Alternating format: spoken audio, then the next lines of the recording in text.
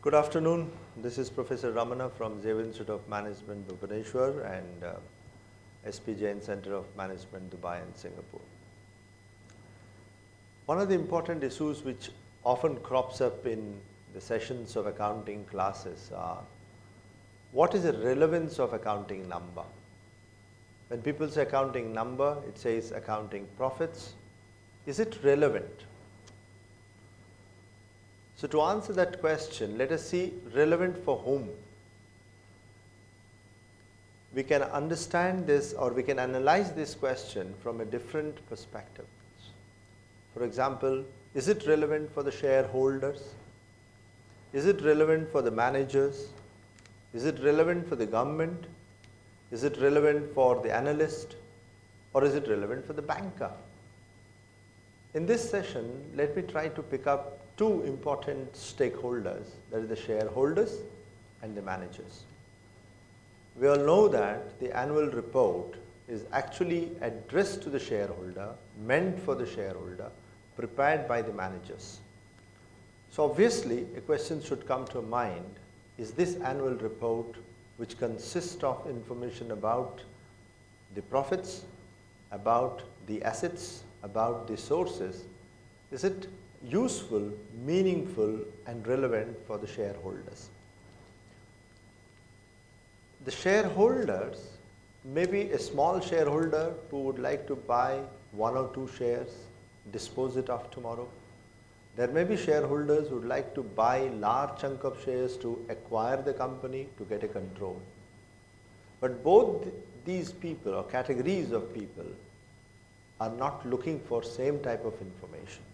A small shareholder is interested in the change in a price, is interested in understanding what will be the price tomorrow. But a large shareholder who would like to take over the company is interested to understand the profit generating ability, profit distributing ability. Is this aspect of the share price being captured in accounting? Answer is no. So if you are looking for information about the share price alone, you don't find that in the annual report, you won't find that in the income statement or balance sheet. Income statement and balance sheet and cash flow shows what has happened. It is prepared on the basis of a generally accepted accounting principles. And generally accepted accounting principle makes some assumptions which are maybe historical, maybe conservative, maybe actual money spent. It never recognizes the expected or future benefits that can accrue to the company. So in that way, the shareholders may not find meaning in the accounting number directly. But if we try to understand, the price is a reflection of the future profit generating ability, and the balance sheet and income statement shows that ability to generate future cash flows. So if we try to, if we can say that the balance sheet shows what is happening today, what has been happening in the past, and based on that information, if we can derive an understanding that the business has the ability to generate future cash flows, then maybe to that extent the shareholder will find a meaning in that. A shareholder should not be carried away by just 1 year's profit or 1 year's asset or 1 year's annual report. Maybe it is necessary for a shareholder to see the basis on which the financial statements have been prepared, to see on the basis the assumptions on which it has been prepared, the accounting policies on the basis of which the annual reports have been prepared, then maybe it makes sense.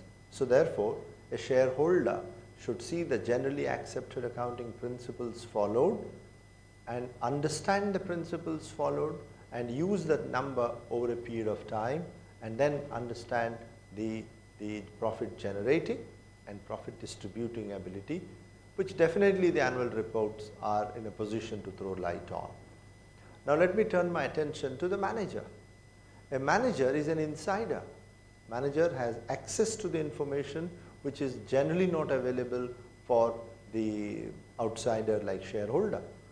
So manager takes some tactical decisions, managers take some strategic decisions, but whether it is tactical or strategic or operational or strategic, they need some data, some information. And for that, of course, they will not fall back on annual report which they are preparing for the shareholder. So they can use the annual reports or the financial statements prepared for the shareholder, keep in mind the generally accepted accounting principles, and possibly, maybe if necessary, deviate from those accounting principles wherever necessary and make adjustments and use that. Let me take a small example. A manager, if he has to fix a price for a product, understand the profitability of a customer, understand the profitability of a product, this information will not be available directly from the annual report. So therefore, he has to pick up the annual report maybe and go backward, maybe do away with the assumptions of the generally accepted accounting principle and arrive at the customer profitability, product profitability. So if you see the bottom line, the common point that I want to drive in, that annual reports, financial statements which are there in the annual report are based on the generally accepted accounting principles. Now, these generally accepted accounting principles are prepared or are being developed keeping in mind to reduce the gap between the preparer and the user. So it's up to the user to understand the principles, then use the principle or use the numbers keeping in mind the principles on which the annual reports have been prepared. So by combining these 2 points which I wanted to drive in, that both the manager and the shareholders can use the annual reports, can use the published data, but keeping in mind the generally accepted accounting principles on the basis of which it has been prepared.